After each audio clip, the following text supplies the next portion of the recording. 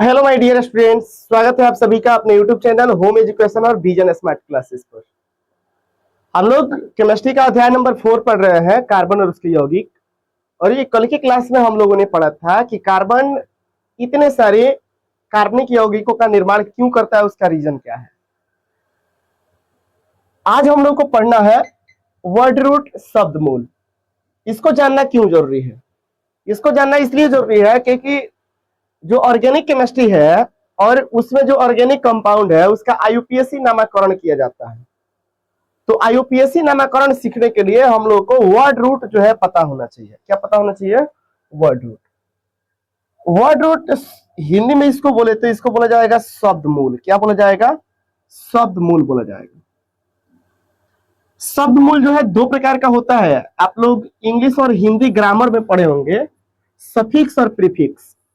Suffix कहने का मतलब होता है प्रत्यय और प्रीफिक्स कहने का मतलब होता है उपसर्ग। क्या होता है? तो पहला होता है प्रीफिक्स। प्रीफिक्स का हिंदी में बोले तो उपसर्ग। और फिर दूसरा होता है सफिक्स। सफिक्स बोले तो प्रत्यय। अब देखिए, प्रीफिक्स अर्थात उपसर्ग कहने का मतलब होता है कि जो किसी शब्द के पहले लग के उस शब्द का अर्थ बदल देता है। और फिर प्रत्यय कहने का मतलब है कि जो किसी शब्द के अंत में लगकर उस शब्द का अर्थ बदल देता है। केमिस्ट्री में हम लोग को उपसर्ग और प्रत्यय के रूप में जो है सबसे पहले तो गिनती सीखना है, उसके बाद से इसमें बॉन्ड नेम सीखना है, और इसके अलावा इसमें जो है नाम लिखने के लिए अलग अलग रेडिकल्स है, उसका नाम जानना है। जैसे COOH है तो इसको नाम लिखते समय क्या लिखा जाएगा। बॉन्ड अगर OH लिखा है तो नाम लिखते समय क्या लिखा जाएगा। अगर बॉन्ड CHO लिखा है तो नाम लिखते समय क्या लिखा जाएगा। इस चीज को सीखना है। तो ध्यान रखिए, प्रीफिक्स का मतलब उपसर्ग, ये कभी भी लगेगा तो शब्द के पहले लगेगा। सफिक्स मतलब प्रत्यय, ये कभी भी लगेगा तो शब्द के बाद में लगेगा। सफिक्स जो है दो प्रकार का होता है। कितने प्रकार का? तो दो प्रकार का होता है। सबसे पहला होता है प्राइमरी। Primary suffix. फिर होता है secondary. Secondary suffix. Primary suffix और फिर सेकेंडरी सफिक्स। अब देखिए यहां क्या होगा कि इसमें आता है गिनती की संख्या। क्या आता है? तो गिनती की संख्या। अब यहां 1 to काउंट नहीं करना है, मेथिप्रोब्यूट लिखना होता है। और इसमें आता है बॉन्ड नेम। क्या आता है? Bond name. और इसमें आता है फंक्शनल ग्रुप। फंक्शनल ग्रुप जिसको कहते हैं क्रियात्मक समूह या फिर प्रक्रियात्मक समूह। तो सबसे पहले हम लोग उपसर्ग लिख लेते हैं, फिर जो है प्रत्यय का बात किया जाएगा। अगर हम उपसर्ग का बात करें, मतलब प्रीफिक्स का बात करें, तो इसमें आएगा गिनती की संख्या। क्या आएगा? गिनती की संख्या। जैसे अगर 1 लिखा है तो 1 को कहते हैं मेथ। क्या कहते हैं? मेथ। METH। दूसरा, दूसरे नंबर को बोलते हैं इथ। क्या बोला जाएगा? इथ। 3 को बोला जाता है प्रोप। क्या बोला जाएगा? प्रोप। 4 को बोला जाएगा ब्यूट। 5 को बोला जाएगा पेंट। 5 को क्या बोला जाएगा? तो पेंट बोला जाएगा। 6 को बोला जाएगा हैक्स। 7 को बोला जाएगा हेप्ट। 8 को बोला जाएगा ओक्ट। 9 को बोला जाएगा नॉन। और 10 को बोला जाएगा डेक। क्या बोला जाएगा? डेक। ये जो है कम से कम गिनती याद होना चाहिए। Meth, eth, prop, but, pent, hex, hept, oct, non, dec, undec, dodec, tridec, tetradec, pentadec, hexadec, heptadec, octadec, nonadec, icos. आइए इसको हिंदी में भी लिख लेते हैं, हिंदी में भी लिख लेते हैं। इसको बोलेंगे मेथ। क्या बोलेंगे? मेथ। 2 नंबर को बोला जाएगा इथ,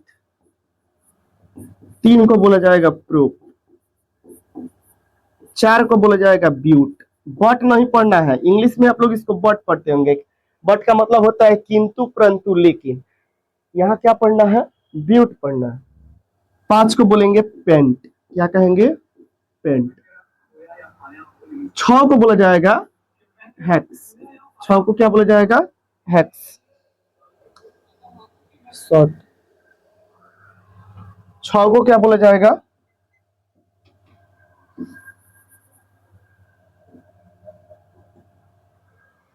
छह को बोला जाएगा हेक्स। 7 को बोला जाएगा हेप्ट। 8 को बोला जाएगा ओक्ट। 8 को बोला जाएगा ओक्ट। 9 को बोला जाएगा नॉन। 10 को बोला जाएगा डेक। क्या बोला जाएगा?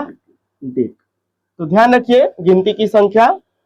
1 को बोलेंगे मेथ, 2 को बोलेंगे ईथ, 3 को बोलेंगे प्रोप, 4 को बोलेंगे ब्यूट, 5 को पेंट, 6 को हैक्स, 7 को हैप्ट, 8 को ओक्ट, 9 को नॉन और 10 को dec. Meth, eth, prop, but, pent, hex, hept, oct, non, dec, undec, dodec, tridec, tetradec, pentadec, hexadec, heptadec, octadec, nonadec, फिर इकोस।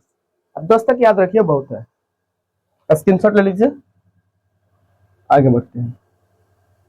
इसके बाद से हम लोगों को पढ़ना होता है सफिक्स। क्या पढ़ना होता है? सफिक्स। इसको कहते हैं प्रत्यय। क्या कहते हैं? प्रत्यय। इसमें जो है आपका आता है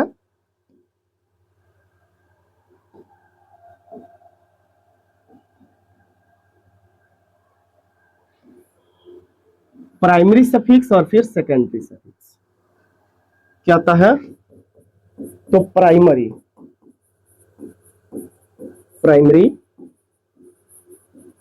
सफिक्स, इसको बोलते हैं सेकेंडरी सफिक्स। क्या कहते हैं? Secondary suffix. प्राइमरी सफिक्स के अंदर जो है बॉन्ड नेम आता है। क्या आएगा? तो बॉन्ड नेम आएगा। इसके अंतर्गत क्या आता है? बॉन्ड नेम आता है। Bond name. जैसे फर्स्ट का बात करें, अगर कार्बन कार्बन के बीच अगर ऐसे एक पाई दिया हुआ है तो इसको कहते हैं सिंगल बॉन्ड। क्या कहते हैं? Single bond. और जब सिंगल बॉन्ड है इसके लिए जनरल फॉर्मूला होता है CnH2n प्लस का 2। CnH2n प्लस का 2। और नाम लिखते समय में लास्ट में लगाते हैं ANE शब्द। क्या जोड़ते हैं? ANE शब्द नाम लिखते समय जोड़ा जाएगा। दूसरा होता है अगर कार्बन कार्बन के बीच ऐसे 2 पाई लगाया हुआ है तो इसको कहते हैं डबल बॉन्ड। क्या कहते हैं? Double bond. और डबल बॉन्ड के लिए फॉर्मूला होता है CnH2n। क्या होता है? CnH2n। अब देखिए, और नाम लिखते समय में इसमें लास्ट में जोड़ते हैं ENE। क्या जोड़ते हैं? ENE। नाम लिखते समय में लास्ट में क्या जोड़ा जाएगा? ENE। और तीसरा होता है यदि कार्बन कार्बन के बीच 3 बॉन्ड हो, मतलब ऐसे हो, 3 गो पाई हो, इसको कहते हैं ट्रिपल बॉन्ड। क्या कहते हैं? Triple bond. और इसके लिए फॉर्मूला होता है CnH2n माइनस का 2। और नाम लिखते समय में लास्ट का जोड़ते हैं YNE। क्या जोड़ते हैं? YNE। एक बार रिकॉल कर लेते हैं। जो सफिक्स होता है उसमें प्राइमरी सफिक्स, उसमें क्या लिखा जाएगा? तो बॉन्ड नेम लिखा जाएगा। जैसे कार्बन कार्बन के बीच एक पाई अगर ऐसे लगाया है तो इसको कहते हैं सिंगल बॉन्ड। क्या कहते हैं? Single bond. और इसके लिए फॉर्मूला होता है CnH2n प्लस का 2। और नाम लिखते समय में लास्ट में जोड़ेंगे ANE। क्या जोड़ेंगे? ANE। इसको कहते हैं डबल बॉन्ड, और डबल बॉन्ड के लिए फॉर्मूला होता है CnH2n, और इसमें जो है नाम लिखते समय में जोड़ेंगे EN। क्या जोड़ेंगे? EN। और फिर अगर ऐसे है तो इसको कहते हैं ट्रिपल बॉन्ड, और नाम लिखते समय में YN ही जोड़ेंगे, फॉर्मूला होता है CnH2n माइनस का 2। अगर हम इसको एक बार फाइनली रिकॉल करें तो आप इधर ध्यान दीजिए। अगर सिंगल बॉन्ड होगा तो फॉर्मूला होगा CnH2n प्लस का 2, लास्ट में जोड़ा जाएगा ANE। क्या जोड़ा जाएगा? ANE। डबल बॉन्ड होगा तो CnH2n, और नाम लिखते समय में लास्ट में जोड़ेंगे ENE।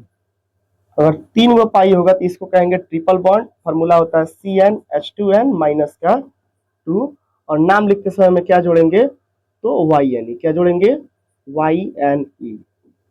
देखिए, कहता है कि जोड़ो, फिर कहता है छोड़ो, और फिर कहता है घटाओ। जोड़ो, छोड़ो, घटाओ, जोड़ो, छोड़ो, घटाओ। क्या जोड़ना है? तो +2। क्या छोड़ देना है? तो 2। क्या घटा देना है? तो 2। जोड़ो, छोड़ो, घटाओ। एन इन आइन, मतलब सिंगल बॉन्ड होगा तो उसमें 2 जोड़ेंगे, डबल बॉन्ड होगा तो 2 को छोड़ देंगे, ट्रिपल होगा तो 2 को क्या कर देंगे? घटा देंगे।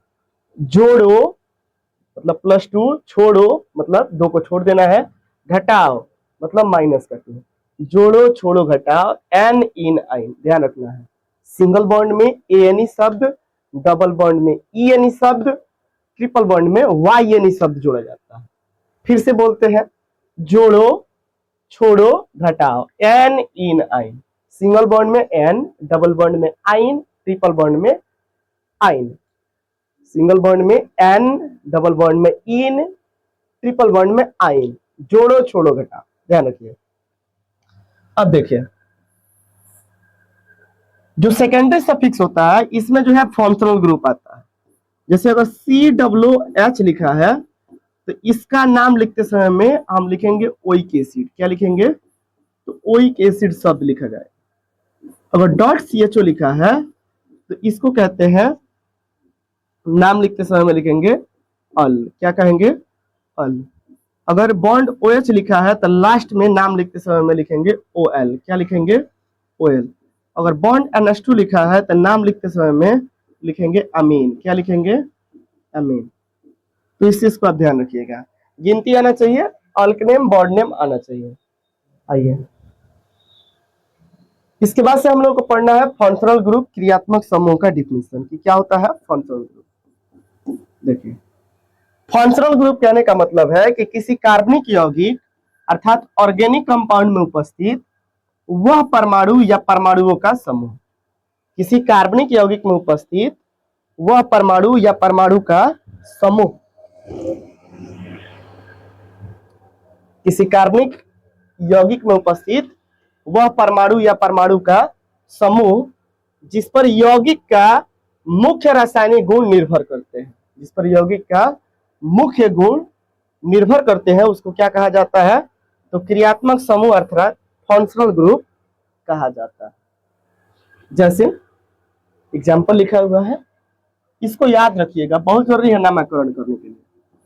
फर्स्ट है कार्बोक्सिलिक एसिड। क्या है? Carboxylic acid. कार्बोक्सिलिक एसिड का फंक्शनल ग्रुप होता है बॉन्ड COOH। क्या होता है? Bond COOH। इसको जो है ऐसे लिखा हुआ है, आप समझिए इसको कैसे लिखा है। एक कार्बन है, इसकी संयोजकता होती है 4। कितनी होती है? 4। तो डबल बॉन्ड से तो सबसे पहले ऑक्सीजन जोड़ दीजिए, 2 और बॉन्ड बचा हुआ है तो एक बॉन्ड से तो जोड़ लेंगे OH। क्या जोड़ लेंगे? OH, क्योंकि यहां पे जो है OH है, और एक बॉन्ड जो पहले से खाली है जो किसी दूसरे के साथ जुड़ेगा तो इसको खाली ही छोड़ देंगे। तो आप ऐसे लिखिए तो चाहे ऐसे लिखिए तो बात बराबर है। जहां भी कार्बन और ऑक्सीजन आया तो सबसे पहले उसको डबल बॉन्ड से जोड़िए। दूसरा जो लिखा हुआ है, दूसरा क्रियात्मक समूह ईस्टर। ईस्टर का जो है फंक्शनल ग्रुप होता है बॉन्ड COR। इसको भी ऐसे लिखा जा सकता है, एक कार्बन को डबल बॉन्ड से ऑक्सीजन से जोड़ दिया गया है, एक बॉन्ड पहले से खाली था, और O और R। R for radical. यहाँ क्या आएगा? रेडिकल। हम लोग अगली क्लास में इसका स्टडी करेंगे। रेडिकल, ठीक है। तीसरा फंक्शनल ग्रुप लिखा हुआ है एसिड हाइलाइड, इसको जो है डिनोट किया जाता है बॉन्ड COX से। चौथा है एमाइड, बॉन्ड CONH2। फिर है पांचवा एल्डिहाइड, तो .CHO, या फिर इसको ऐसे भी लिख सकते हैं। उसके बाद से है छठा साइनाइड, तो साइनाइड के लिए फंक्शनल ग्रुप होता है बॉन्ड CN। क्या होता है? Bond CN। उसके बाद से लिखा हुआ है कीटोन, कीटोन का functional group double bond CO, double bond CO, बहुत बार एग्जाम में पूछा हुआ है कीटोन का।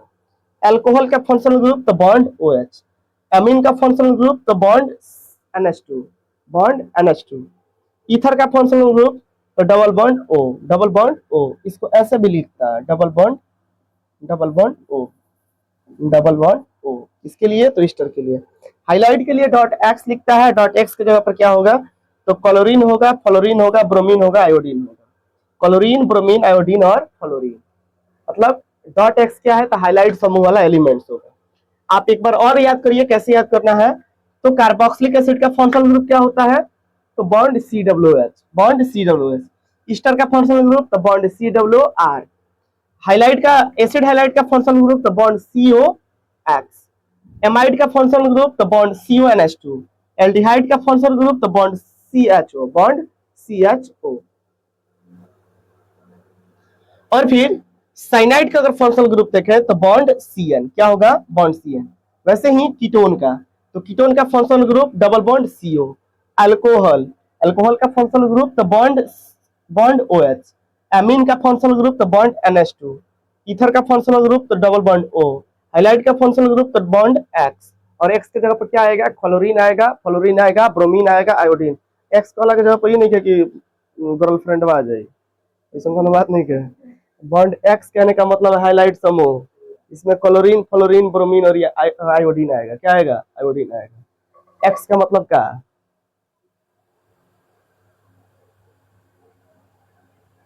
हाइड्रोकार्बन पढ़ना है। क्या पढ़ना है? हाइड्रोकार्बन। हाइड्रोकार्बन कहने का मतलब है कि वैसा यौगिक जो सिर्फ हाइड्रोजन और कार्बन से मिलकर बना हो। किससे किससे?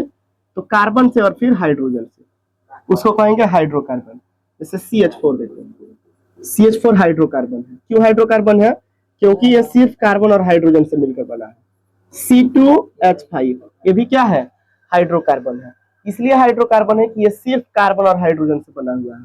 C6H12 ये भी क्या है? हाइड्रोकार्बन है। क्यों हाइड्रोकार्बन है? क्योंकि यह सिर्फ हाइड्रोजन और कार्बन से मिलकर बना है। C2H5OH, C2H5OH ये हाइड्रोकार्बन नहीं है। कहा नहीं है? क्या कि इसमें ऑक्सीजन आ गया है। हाइड्रोकार्बन उसी को बोलेंगे जिसमें सिर्फ कार्बन हो और सिर्फ हाइड्रोजन हो। तो C2H5OH जो है हाइड्रोकार्बन नहीं है। क्यों हाइड्रोकार्बन नहीं है? कि इसमें ऑक्सीजन है। बताइए CO2 भी हाइड्रोकार्बन नहीं है, क्योंकि इसमें हाइड्रोजन नहीं है, वहां पे क्या है? ऑक्सीजन है। हाइड्रोकार्बन का मतलब है हाइड्रोजन और कार्बन, इसके अलावा कुछ भी होगा तो हाइड्रोकार्बन नहीं कहा जाएगा। आइए डिफिनेशन देखते हैं हाइड्रोकार्बन का। कह रहा है कि वैसा रासायनिक यौगिक जो केवल हाइड्रोजन एवं कार्बन से मिलकर बना होता है, जो केवल हाइड्रोजन और कार्बन से मिलकर बना होता है, उसको कहेंगे हाइड्रोकार्बन। क्या कहेंगे? हाइड्रोकार्बन। जैसे C2H5OH, C2H5OH ये हाइड्रोकार्बन नहीं है। क्यों नहीं है? क्योंकि इसमें ऑक्सीजन उपस्थित है। यही अगर ऑक्सीजन नहीं रहता तो ये हाइड्रोकार्बन के अंतर्गत आता। हाइड्रोकार्बन का प्रकार है सेचुरेटेड हाइड्रोकार्बन, जिसको बोलते हैं संतृप्त हाइड्रोकार्बन। दूसरा होता है अनसेचुरेटेड हाइड्रोकार्बन, जिसको कहते हैं असंतृप्त हाइड्रोकार्बन। और तीसरा लिखा गया है एलिसाइक्लिक हाइड्रोकार्बन। इसका हिंदी और इंग्लिश जो है सेम होता है। एलिसाइक्लिक का मतलब एलिसाइक्लिक। जब हम लोग इसका नामकरण पढ़ेंगे तब हम आपको बताएंगे इसको एलिसाइक्लिक क्यों कहा जाता है, एलिसाइक्लिक का स्ट्रक्चर कैसे होता है। फिलहाल आप याद रखिए कि हाइड्रोकार्बन मुख्य रूप से 3 प्रकार का, कहीं कहीं 4 भी देता है, एरोमेटिक हाइड्रोकार्बन। हालांकि उसकी चर्चा जो है क्लास 10th में नहीं है। हाइड्रोकार्बन 3 प्रकार का, सेचुरेटेड हाइड्रोकार्बन, अनसेचुरेटेड हाइड्रोकार्बन और फिर एलिसाइक्लिक हाइड्रोकार्बन। सेचुरेटेड का हिंदी तो संतृप्त हाइड्रोकार्बन, अनसेचुरेटेड मतलब असंतृप्त हाइड्रोकार्बन, और एलिसाइक्लिक का हिंदी और इंग्लिश नाम जो है सेम होता है। अब जो है हम लोग को संतृप्त हाइड्रोकार्बन पढ़ना है। क्या पढ़ना है? संतृप्त हाइड्रोकार्बन। लेकिन आज के लेक्चर में संतृप्त हाइड्रोकार्बन हम लोग नहीं पढ़ेंगे। मिलेंगे अगले लेक्चर में संतृप्त हाइड्रोकार्बन को लेके, और संतृप्त हाइड्रोकार्बन अर्थात एल्केन का नामकरण IUPAC में कैसे किया जाता है हम लोग एकदम बारीकी से सीखेंगे। वीडियो में आप सभी लोग जुड़े, इसके लिए आप सभी का दिल से धन्यवाद। यदि आप चैनल पर नए हैं तो चैनल को सब्सक्राइब करिए और फिर वीडियो को अपने दोस्तों के पास भी ज्यादा से ज्यादा